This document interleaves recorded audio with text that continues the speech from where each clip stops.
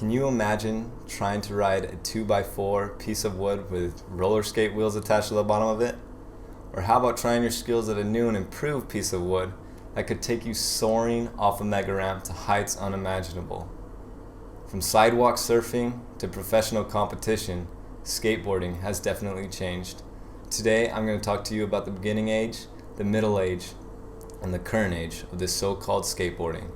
Now, most of my information comes from an article written by Steven Rodriguez for Skateboard magazine titled "The Evolution of Skateboarding, a History from Sidewalk Surfing to Superstardom." But let's start with how skateboarding was born. For us in the US, it began with surfers in California in the 1950s. Now, what happened was, some days the ocean would be simply too flat and the waves would be simply too small for the surfers to get out there and ride. And so they wanted something that mimicked surfing just on land. And so that's where you get this 2x4 with roller skate wheels attached to the bottom of it. According to Steven Rodriguez, no one surfer is credited for becoming the first skater or creating the first skateboard. It seemed these skaters were just popping up randomly in small groups, shredding their new improved skateboards all around town. And eventually, these skateboard groups would start competing against each other. And that's what embarked the middle age of skateboarding. By the 1960s, people were gathering to see downhill slalom or flatland freestyle. Two different ways of skateboarding. One was just a race, the downhill slalom for first place, and flatland freestyle was where skaters would show off their skills and their best, most technical flip tricks.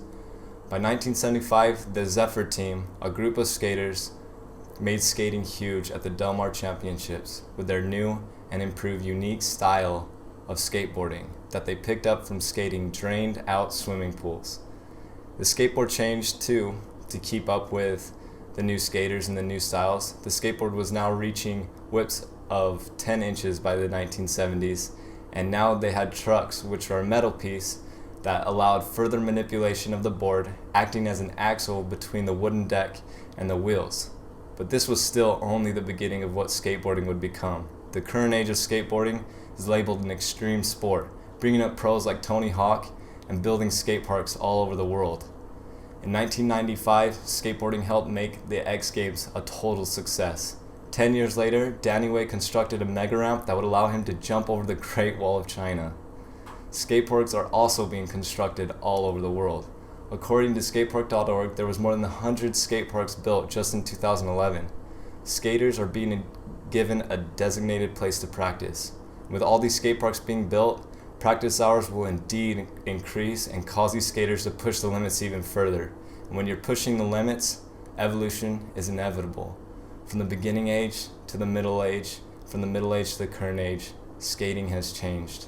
What used to be sidewalk surfing has grown and will continue to grow, turning the impossible to possible and changing what it means to be a skater.